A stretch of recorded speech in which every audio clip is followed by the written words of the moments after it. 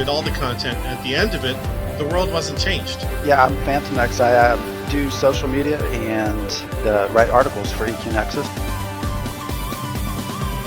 For the Fall of Bastion, there was a very definite, okay, this is where your story is going to fit into the world.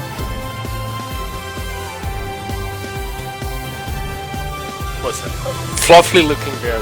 Thank you. Listen, I went and I killed a dragon, and then 2 drops of whiskey hit my face, and I willed this manly beard into cow was raising. Yes.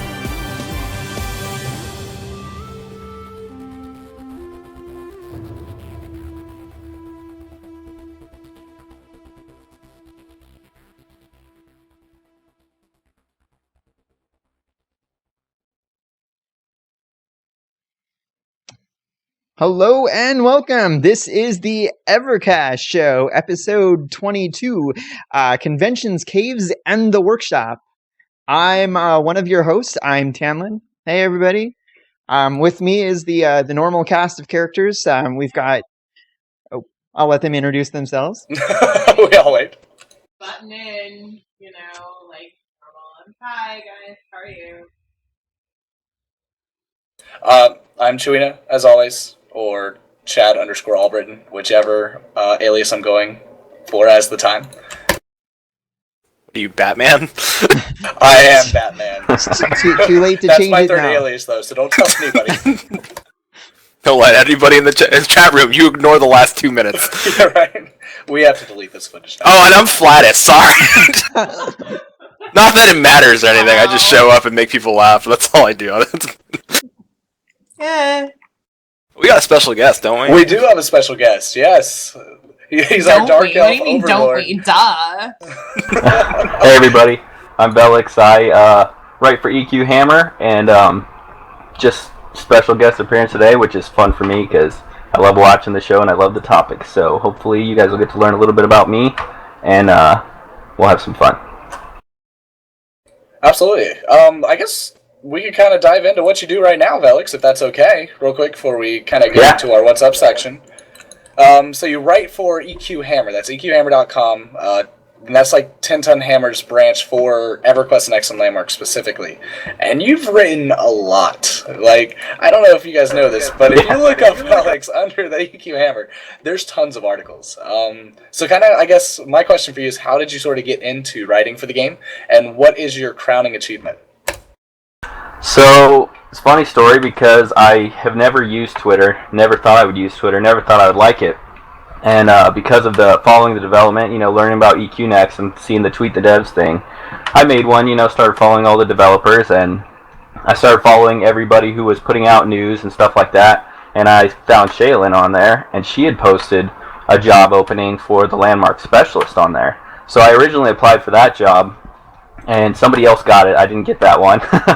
And but she really liked me, so she bumped me over to 10 Ton Hammer's editor and told him that, tell them I was interested in stuff, and gave them my resume and cover letter and stuff. And they responded back to me there, the editor did, and they liked me and they wanted to bring me on. So I actually started out on 10 Ton Hammer for like the first couple weeks, and then they just realized everything was taken off with Landmark and EverQuest Next, kind of the news and everything, so they just moved me over there and made me part-time over there. So that's how it worked, and that started in January, I think. So I've just been kind of plugging away. I usually do two to three articles a week, sometimes 4, but it just depends on what I have time for. And as far as my crowning achievement, I don't really know. I like to think of every article as like I'm putting everything I can into it. So, but I really do. The ones I'm really into right now is the lore miniseries. I just booted up. The first one covering Stars from Home just went up a couple days ago, so that should be like on the main page. Also, I'm really fond of my war report just because I love PvP, I love battling. Even PvE goes in there and stuff, but basically every week it's kind of a new topic or a new kind of a new angle on something that's out there, maybe some past news we already have, or stuff that's coming up on combat. Like, a lot of it's been Landmark combat recently, but early when I first started it, like the first several articles were just breaking down EQ Next combat from everything that's been released and kind of giving everybody a rundown of exactly like how crazy it's going to be, because the customization is going to be nuts. So that's really it. So he writes about lore in PvP. He's like my new favorite person. Thanks, man. Thanks a lot. That's super cool. And you're also, when it comes to lore, I guess you are a bit of a Teardal fanatic, would you say? Or are you kind of mutually... Yeah, that would be a bit of an understatement. Yeah, I love the Teardal. I love Dark Elves. When I first started reading, The Hobbit was my first book ever. And I loved Gollum. He was just so twisted and dark, you know. He was a really interesting character. And then, after that, I just started getting into fantasy books, and I found, you know, Drizzt and the Dark Elves, and my absolute favorite series in that whole legacy of Drizzt was the Dark Elf trilogy, just because it was so fascinating, this whole subterranean, you know, world and culture, and it just blew my mind. And ever since then, I've been into them, and you know, that was, EverQuest came out right around that time too, in '99, when I was really big into reading books, you know, in the late '90s, and I played a Dark Elf character, and have always played a Dark Elf character. I've dabbled in dwarves too, because I like dwarves a lot. They're still part of that underground world a lot, but they're a little bit nicer, which is not as appealing. I'm curious, seeing that you read the Dritz books, how do you say his little pet's name? Guinevere. Guinevere. Guinevere. Guinevere. We all say it differently. I was watching that episode when you guys were talking about that, and I was laughing. I don't know, Guinevere or whatever that is. I can't. Whatever River, I can't do that. Guinevere. I have said Guinevere since I started reading the books forever and ever ago. Just like I've always called him Dritz. And so it's like, it's really funny to see so many different like pronunciations of the one of these days I'm going to actually get to meet the guy. I'm going to be like, what's this guy's name? How do you say it? And then what's this one's name? And like, really? I think that he's gone on record that it's Guinevere, but screw you. But I'll go look it up. I'll have it. I'll have it. The only other way I've heard it pronounced, my brother says Guinevere, which is, there's a little WV action in there somewhere. So that's interesting. Interesting. Guinevere. It's spelled Guinevere, right? Or is it spelled differently? Yeah, I mean, I've always called it Guinevere just because it reminds me of, you know, the King Arthur. It just, yeah. Yeah, see, that's what I had read some King Arthur fiction before I had gone to the Dark Elf books, and so I don't even know if they're spelled exactly the same. I'm just like, it's a G, W, and a bunch of, it looks freaking Gaelic. I'm just gonna say it's Guinevere, and that's it. They're actually spelled differently than the traditional King Arthur Guinevere, but all this tension in the room. Oh, I'm not trying to cause tension. I was just being cute. Right. So moving right along, what's up with everybody else? How you guys doing? What have you been up to these past 2 weeks? I have not been feeling well the last 2 days in a row. I have been ill, but I am here because I love you guys, and I've missed you with every shot so far. I mean, Chad.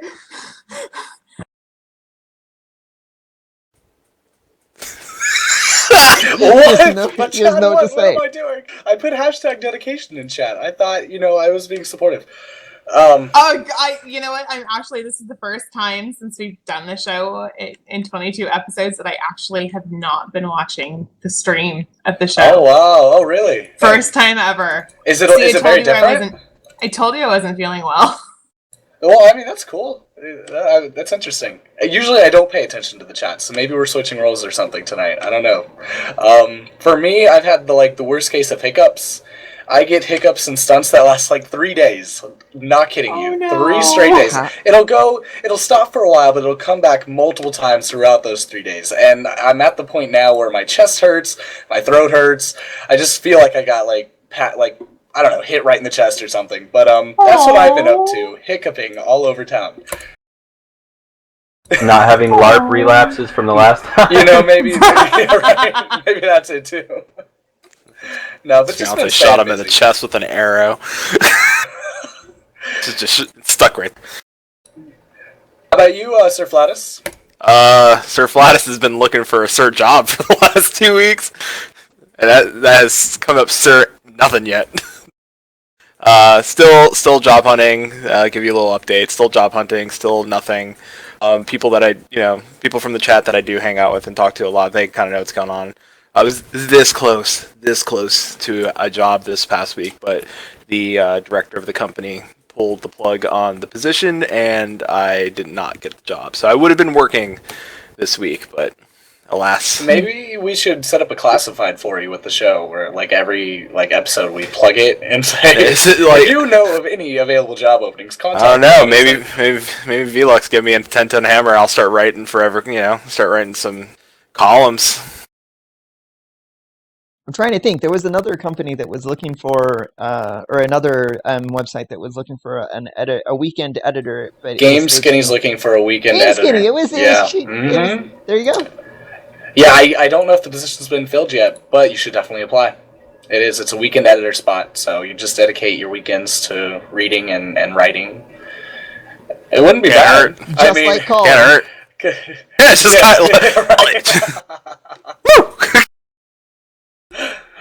Absolutely. Wow. Tanlin, what have you been up to recently? Oh, I'm sorry, Flatus. I was gonna say, by the way, and to Tanlin and all the dads out there, and any father really, happy Father's Day. Yeah. Let's not forget about that. I was gonna mention that in my little What's Up segment, that if you follow my Twitter, my dad is normally one of our guests that shows up in the chat. It's Galantha. He's going to SOE Live. he was like, all right, let's do it. And he's going to come to Vegas with us. So I know he's got other family commitments going on right now.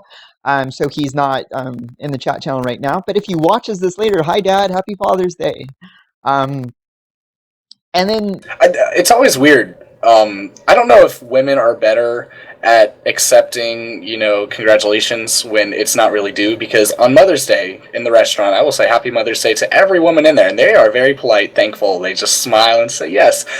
You go up to a guy and you're like, Happy Father's Day. First he's like, no, that's not me.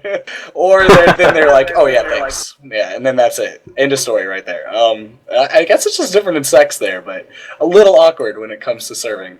Absolutely. Yeah, but I was so preoccupied the last episode, and there were two things that I wanted to get out that I had forgotten about from the last episode. And that is, one, I was on the live feature rant, and I don't know if I mentioned that or not, but with Legendary Neurotoxin, 3 weeks ago, I was on the live feature rant, and I had a great time doing it. If you want to keep up with Landmark and all things EQ Next, and a little bit of SOE, you should definitely follow along with what Legendary Neurotoxin is doing with his live feature rant.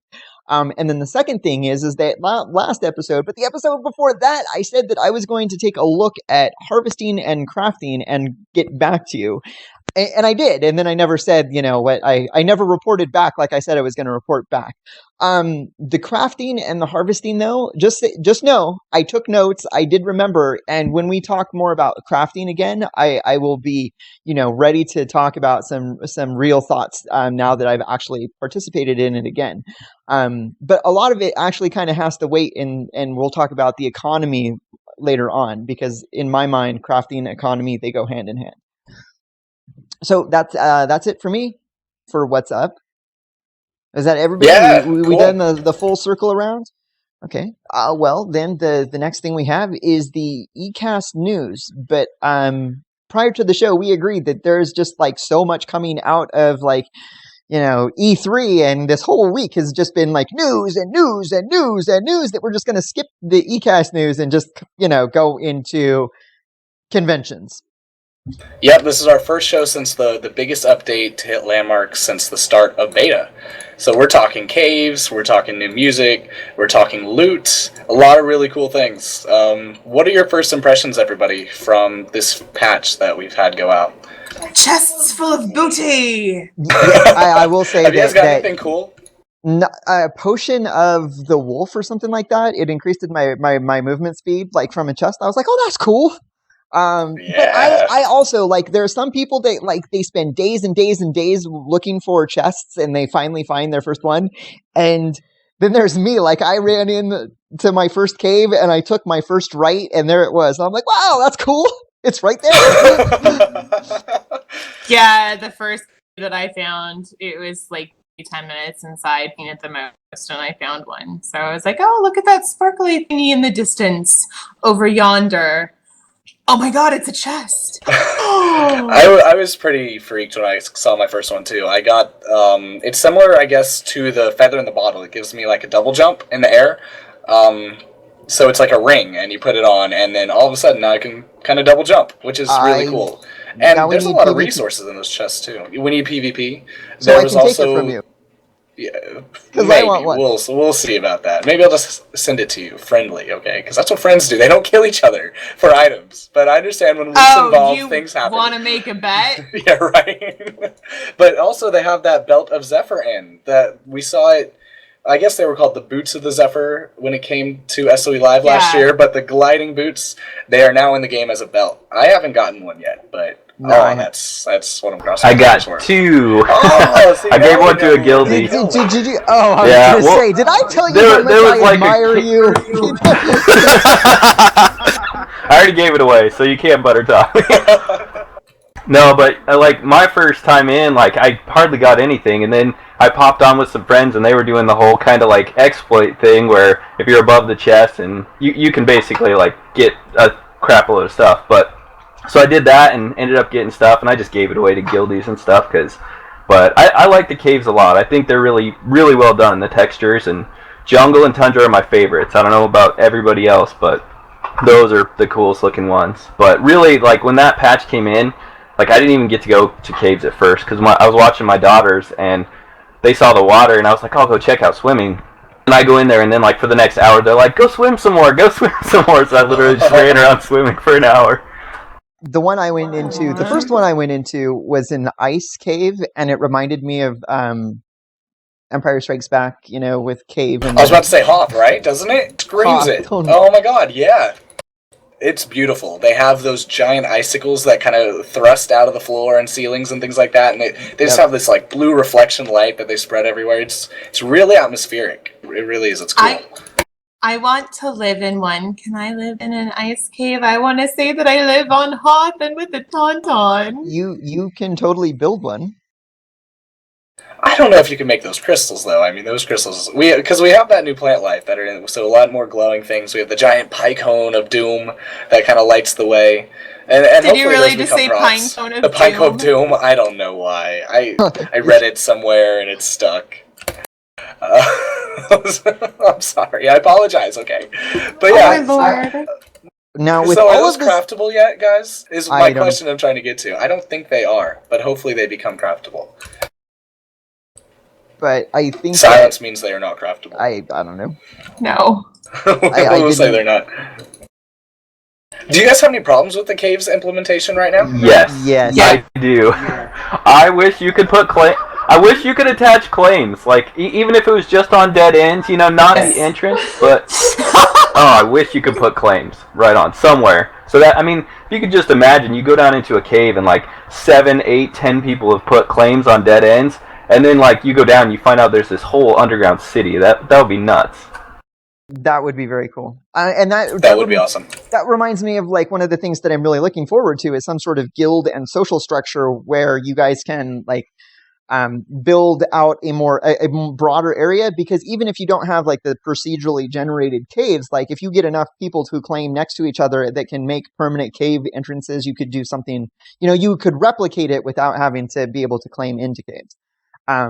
But I think that Kylest and I both have the same problems with the cave implementation, and I think that the forum posts have kind of echoed what we're experiencing, and that the patch that put caves into the game seriously affected performance on my computer. And it's like, I don't know if that's I don't know enough about coding and developing to know like this will be cleaned up over time, but at the moment it's like you done broke it, son. I crash a lot more. A lot of crash to desktops now. I had what I did. I got the same thing, but what I did is I took the NVIDIA physics particles back off, which we had to do before, and we were able to turn them back on. I turned that off, and it made me crash less since Okay. but I am crashing a little more too. I'll say the animations are awesome that they added with the water, really gorgeous, and I love the bubbles. I guess it's a particle effect, but man, it looks like a solid object coming right at you. And I guess that's sort of the physics particles in work, maybe. I don't know if they are or not, but really, really pretty stuff. But yeah, performance has taken a downturn for me too. And I was kind of worried because I was talking to my friend and I was showing them the game, and he was, kind of trashing it on a little bit of the performance. My frames were dropping and things like that. And I'm like, dude, it's an alpha. Calm down. He's like, yeah, but what happens when they add those caves and the water and the combat and all those different things going off on your screen at the same time? What's going to happen if they don't have it working on the basic level? And I'm like, well, I don't know what to say to that because I'm not a programmer or anything, but I think anything could be fixed. I just hope it gets fixed eventually because they want this game to be popular, and I don't know how you have a big mainstream game if it can only run on high computing rigs, but we'll see. And that's the thing, is this is a high computing rig. Yeah, so is mine. Mine isn't as nice as his, but when we were having problems with Landmark originally, Dave Georgeson was actually really nice and gave me his email address, and he helped us troubleshoot. Dave emailed me back and said, damn, your husband's rig is sweet. I'm jealous. So if that's Dave Georgeson's reaction to my husband's build and my build, why aren't our computers running it well? Yeah. And I guess that's when the whole this is alpha sort of comes into play. At the same time, eventually the excuse has to end, I'm not trying to trash the game because I have fun in the game when I actually can make it run, but Caves sort of broke the game for me. I'm not saying that it broke it for everybody, but it kind of broke it for me. Like, I was able to play for between 30 minutes and an hour before I finally just gave up because it's like, okay, I've seen the cave. That was the one thing that I really needed to see. But I can't deal with the cogs of death and the constant dropping the character from the very top of the screen to the very bottom of the screen and then running and then stuttering and nope, done. That's going to stink when they add actual death penalties, isn't it? When your character lags across the screen. Yeah, somebody's mentioned that before too. That when combat gets in, those frame hitches and that lagging is really going to start frustrating people to the point where it's not so much that they're like going to be able to put up with it, but we shall see. They're throwing in a lot of content in rapid succession, so we want to kind of expect a quality patch and things like that because we are gamers and we're sort of used to, like World of Warcraft, they put out a patch. There's not too many problems, but at the same time, this is early development and they're still getting main core features into the game that really shift up the code, I imagine. And I guess we just got to keep living with it. But I will say that I felt the start of what I was hoping Landmark to be when I got into those caves and underwater and stuff like that. I start feeling like it was more than just grabbing resources, even though I was still just grabbing resources. Do you guys think that it's going to have a big impact? Was it kind of what you were expecting? Yeah, actually it was more than I was expecting because I was into a cave and spelunking or whatever, and I fell. You can fall, right? So I fall down because I couldn't see where I was walking, and if you go to your map because the map is just another camera, you can tilt it so that you can get like a 3-dimensional look at where you're at, and you can see how far underneath the surface of the map you are. And I was like, oh my lord, I had no idea that the caves would go that far underneath the surface. So the caves so far, they're spread out further over huge tracts of land, and they go way deeper than I thought they would be. I was expecting a more limited cave system. These are massive compared to what I was expecting. One crazy thing about that too is I think Shaylin was saying recently that off what Dave Georgeson said, it was that's 15% of the depth for now. When they go phase 2, it's going to go 80% deeper into the world. Damn. That is crazy. Yeah, and you reminds can get lost in a cave for like a half hour, so it's already crazy. Yeah, and And they're really gonna have to, like, again, I understand that it's alpha, and at this point, like, I'm not genuinely complaining about the performance, but I really hope that they figure out what is causing like all of the performance issues and work on that, because if they want good, solid feedback from their players, they need to have a better running game for us to be able to give them good feedback. And I don't mean like positive feedback, I mean constructive feedback. Because if I can't play the game long enough to be like, oh, okay, I really like this, and this is what I like about it, and this is what I don't like about it, how can I give them feedback at all? Right. And Legendary Neurotoxin said what I have heard other people say, and that is that right now that the caves aren't being occluded, and I think that was the term that Legendary Neurotoxin used. But it's basically that your computer is drawing the entire cave, even though you can't see it. And so as soon as they, and it's been mentioned before from other people that there are some, that this is one of the things that they suspect is causing the problem. And so hopefully they, if that is what it is and they can get it fixed, and they'll be like, oh, okay, well, cool. Good thing you guys had the beta test and were able to work through this problem. Yeah. Yeah, totally. And I mean, they are massive. Going back on what you said, when I got into the first cave and I was like, oh, it's puny, then I decided, well, I will dig through a wall at the end of the cave, and it opened up into a massive system where I just got lost forever. Then after that, I went back, I made a pulverizer for the first time in the game, I upgraded the pulverizer for the first time ever, upgrading an item, and then I made the digging tools, the radars, I forget what they're called exactly. And then I went spelunking. I was like, I need to gear up and get ready for this, because it's not easy with just a pick. You definitely need something that moves a lot of dirt. And I will say that the new UI elements that they added, where it highlights the veins and things like that, they look pretty. Like, it is super cool having like radar underground.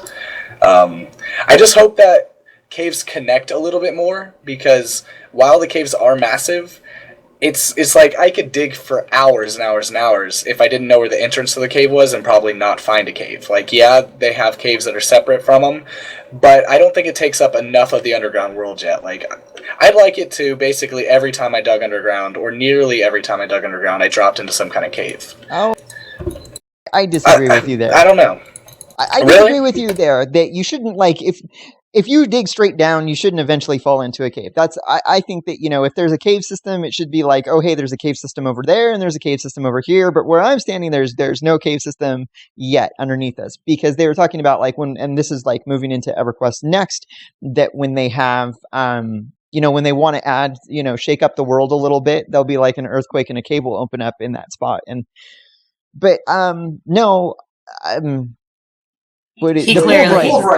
The pulverizer. Yeah, because the first time, like, I read on the forum or a tweet or something like that there was a hint on how to find caves, right? Like, you look at like unclaimable space on the surface, and there'll be no claim flag in it. So there's like no claim flag, but there's no claimable space in this area right here. It's like, that means there's a cave system right there. And so the first time I ran over there, and I'm like, well, I can't find the entrance, so I'm just going to dig straight down. And with my little pick, no way. I'm like, I need a pulverizer. Absolutely, yeah. Now I want to get the upgraded pulverizer, because I made the standard mechanized. Now I want the upgrade. It's a really cool machine. It is, and I kind of want to buy dynamite now, or craft some dynamite now too, and just try to blast my way in through some caves. That would be cool. So he's talking about digging straight down. He's clearly never played Minecraft. There are 2 rules in Minecraft. You never dig straight up, and you never dig straight down. Oh, well, yeah, I guess that's true. Minecraft doesn't have I the was grappling thinking more hook, right? Terraria and stuff like that when I think of these games, and that is like the whole world underground's pretty much explorable. But this is a different game, right? Well, it's because we don't have lava in Landmark yet, so digging straight down doesn't have the same fear as in Minecraft if you dig straight down. I thought it was like if you dig straight down, you can't get back up. And I'm like, no, I dig down. I just grab my grappling hook and I'll grapple myself up there. No, it's totally a problem with falling into lava. Like, because lava, it kills you. It burns. It burns. Fire. It's worse when you dig up and you hit lava, because then it just drowns on top of you, and you're like, ah! Better run away from it. It's horrible. I've never dug or gravel. lava. I have dug up into gravel's gravel. horrible. I have dug up into Oh, and it gravel and falls on down you, into yeah. lava. Both are horrendous. Especially Oh my when you got like a stack of diamonds on you, you find that huge diamond vein, and you're just like, yeah! Yeah, don't remind me. It makes my little soul cry every time. So That's one thing that's interesting. It with the gravel brought up is like I know they're gonna do physics to all the stuff in Landmark at some point too. So I wonder what that's gonna cause for some materials, or if it's only gonna be for like props and objects. well, I hope Interesting. there's like loose gravel and be so sand and cool stuff if that they had falls on sand. you and does you damage. well, even if they just had, like they said that, like on the blueprint, they're going to add dynamics to water, right? So you have your water voxel, and it's going to have some viscosity to it, right? But couldn't they also like do that to the sand voxel? So like you put your sand voxel there, and it has some viscosity to it, so that it rolls. Like I don't know. That could be interesting. Possible. That could be It's really totally cool. It is possible. Well, we think Just it's a thought. possible. We don't know if it's possible. We haven't seen it yet, but they say it's possible with more R&D.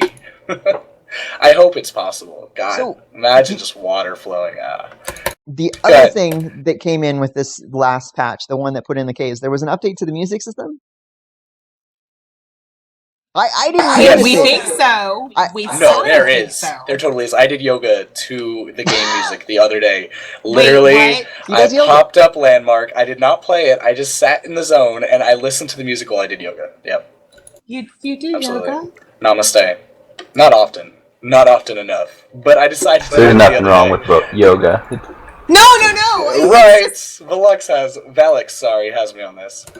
I Also, did It is yoga weird. too. No, I understand. It's weird. I'm not a typical yoga person, but also Chewy's I've big seen time. I've seen you in person, and you're so freaking tall. Like I am trying to imagine you like balancing like on your elbows on your head with your legs above you, like all You don't crossed wanna and see- being all, like really. I spend a lot of the time on the ground. Is what usually happens. There's- I try and there's- just kind of fall over.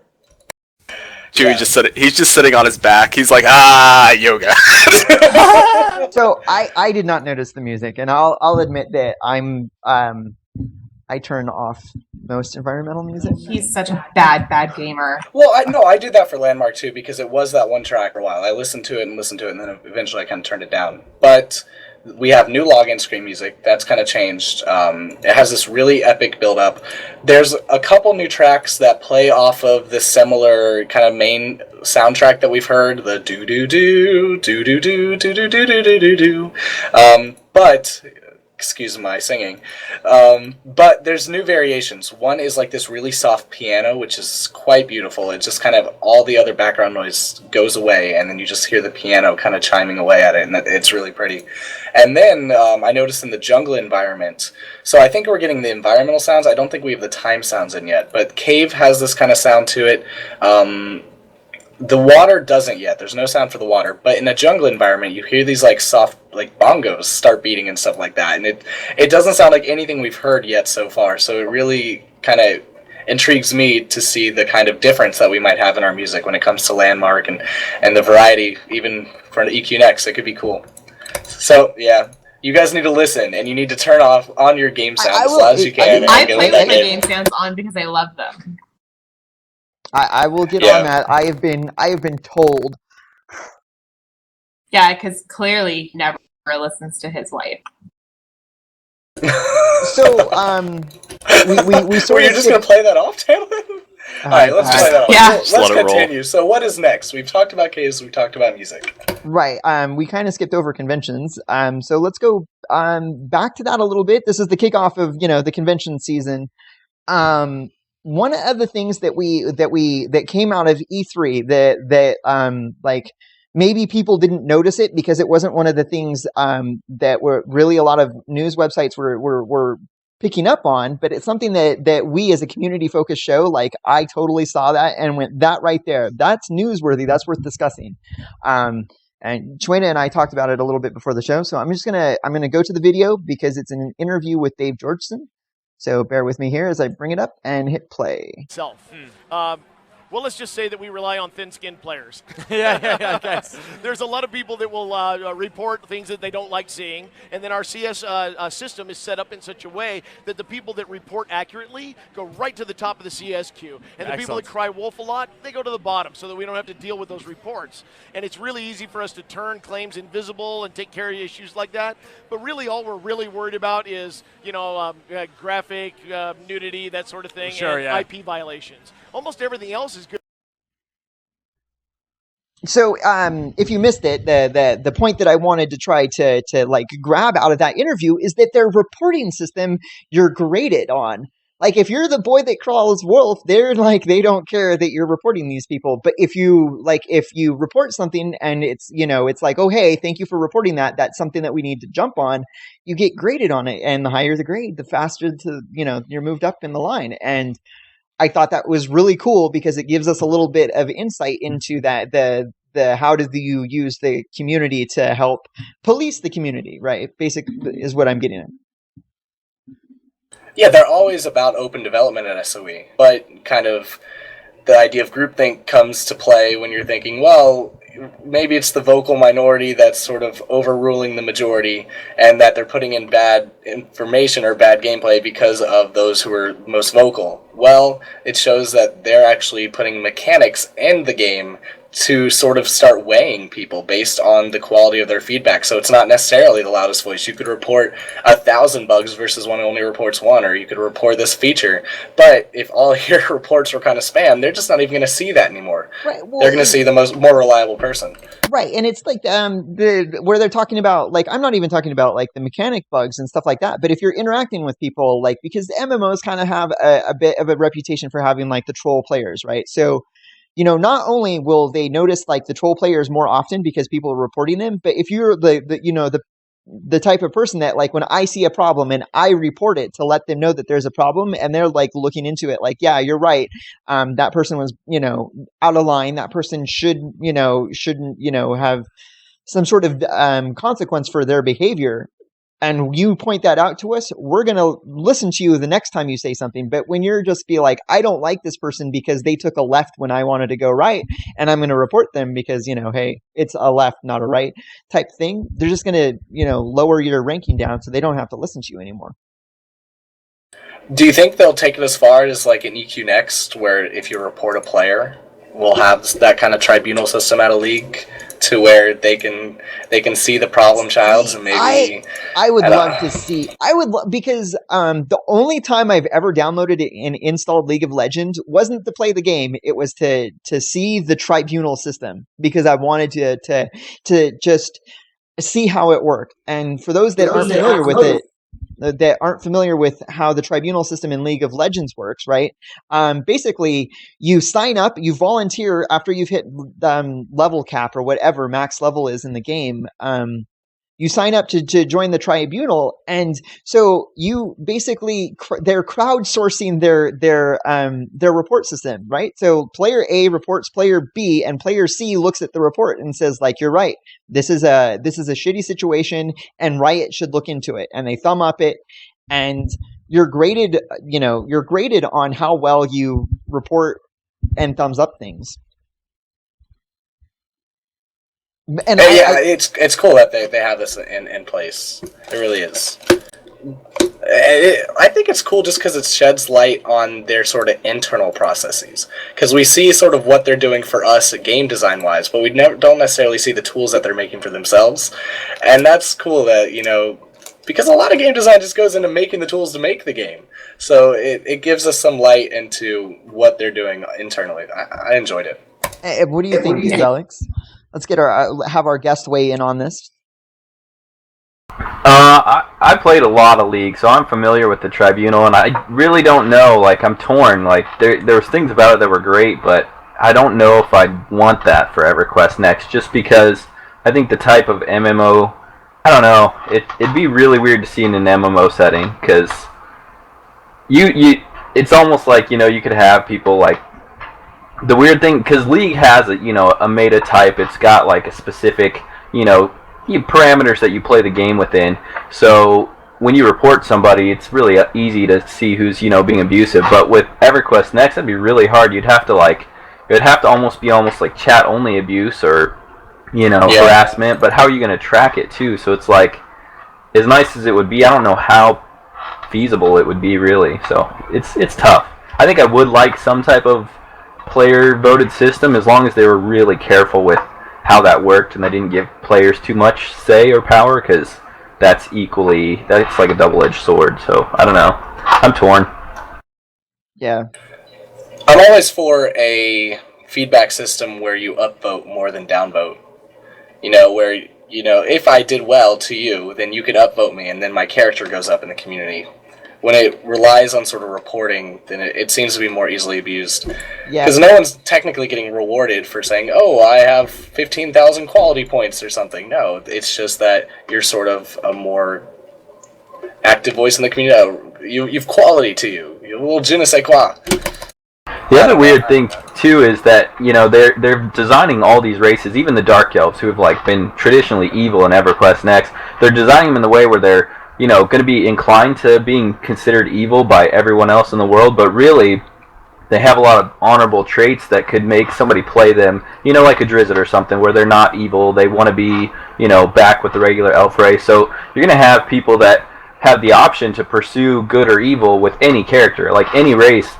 Like the Kotodal have this evil nature, like all of them are like that. So it's like, people are going to be actively being evil, like to become a necromancer, actively hurting NPCs and going against other players. So it's like, there's going to be that troll sense aspect in the game already. So it's like, you won't even be able to report that. And then the other player just hides behind the like, well, hey, I'm just doing what my character would do, like that RP justification. I've seen it happen before, and you're absolutely right. Like there's definitely some like gray, murky area in that. And do you guys remember like server communities when like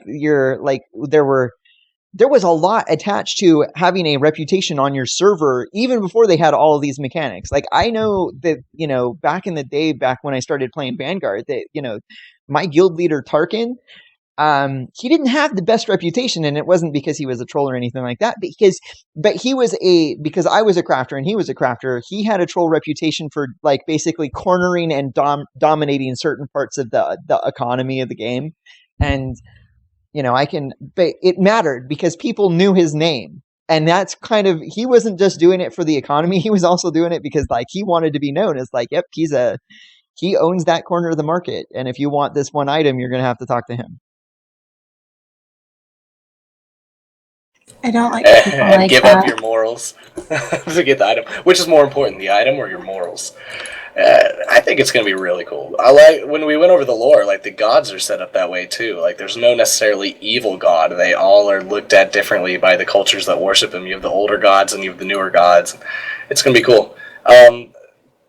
But convention-wise, going back to the main topic, we didn't see much. I wasn't really expecting much though, because we saw the same thing last year. It's all about SOE Live, SOE Live, SOE Live. Yeah.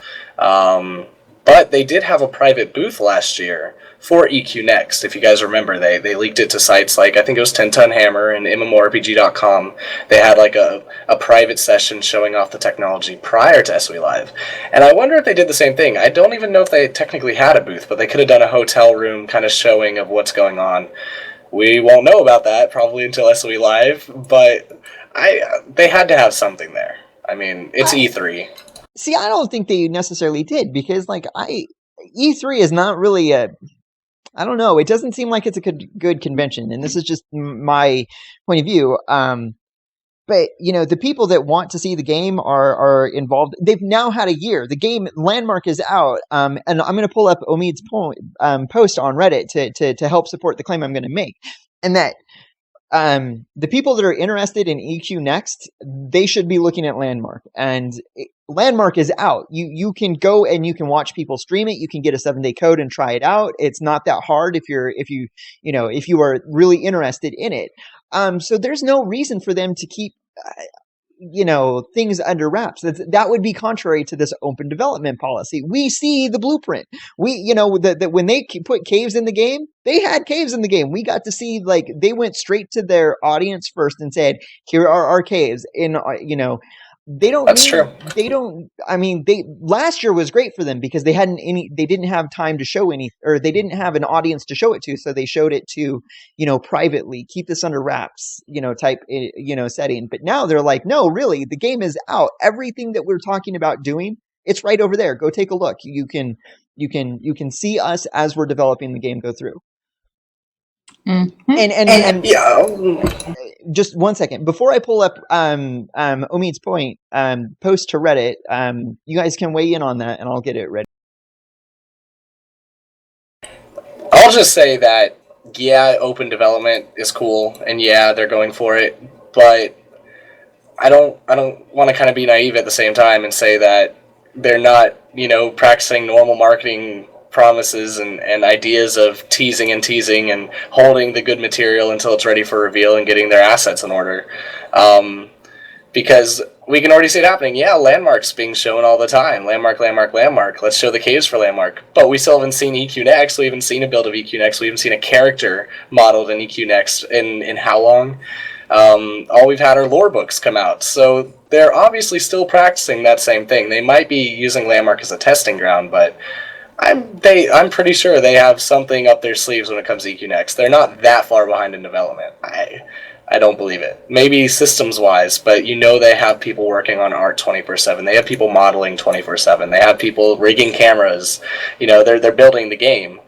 We just haven't seen how far along it is. So I do probably think they had something at E3 to show, and we might see something later. Who knows? But that's not saying that they don't do open development, and I think your post that you're going to bring up right now, Tam, is great, so if you want to jump to that. It is a great way to show how they are utilizing Landmark to its fullest potential, I think.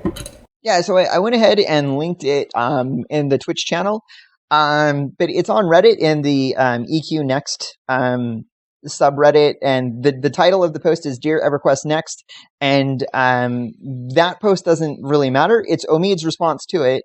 And basically, what Omid says, I'm going to read it, is that we're not building, I'm going to read it word for word, just for those that are catching the audio later, is that we're not building two different engines that function entirely different from one another. We're building one engine that can support diverse systems, but including those that will be for Landmark and EQN.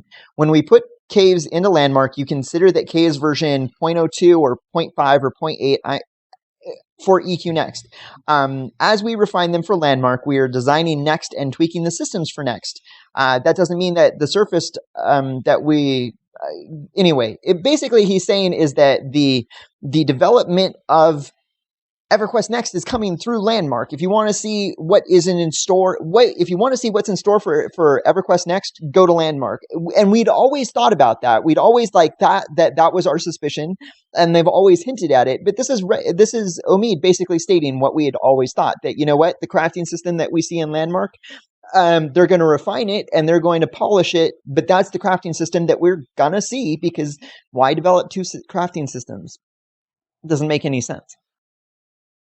And I think too, like with SOE Live getting so much bigger, like E3, that's not just for games. Games are a part of it, but it's it's all entertainment, the industry. So they made their presence there, with their Landmark booth with NVIDIA and everything. But I think we'll see some stuff in the next SOE Live. Like I think we're going to see a lot more refined classes.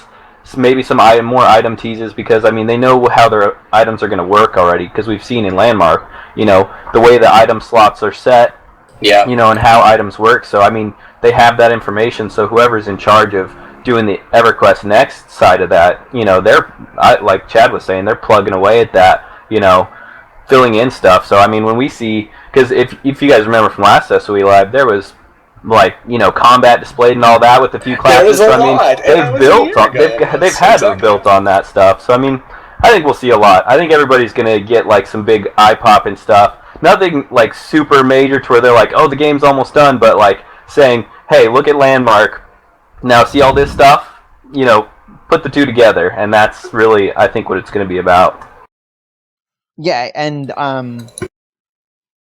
we're at our 10-minute warning before we stop and take our break. Do we want to come back and bring up the workshop now that we've had a couple of weeks to see it, and wrap up our current conversation, come back after the break and talk about the workshop?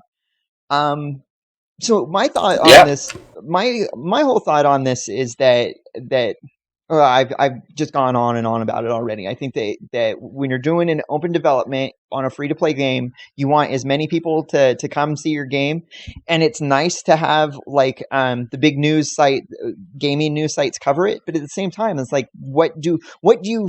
I don't see anything to gain by keeping something secret at this point in time. Last year they had a reason because they wanted to give it to their community first. But at this point in time, it's it's not there anymore. There's no reason. I mean, in my opinion, Go big or go home. Are we at that point? Maybe. We might be a little bit. But then again, it all depends on how far away EQ Next really is. You know, I think the estimate was landmark testing was supposed to begin around January, right? And then the following year, so next January, should be EQ Next testing starting.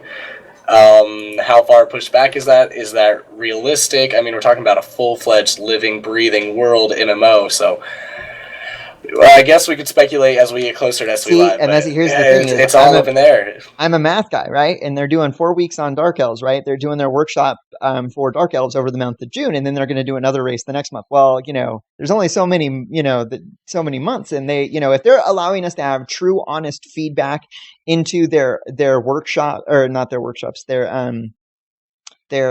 art, their development documents, right? Their art guides, their whatever those things are called. If they want us to give feedback for those, that's going to be like, there's like, if you have 9 races, that's like, okay, well, that's next March, just before we're all done looking over the races and giving our feedback to them.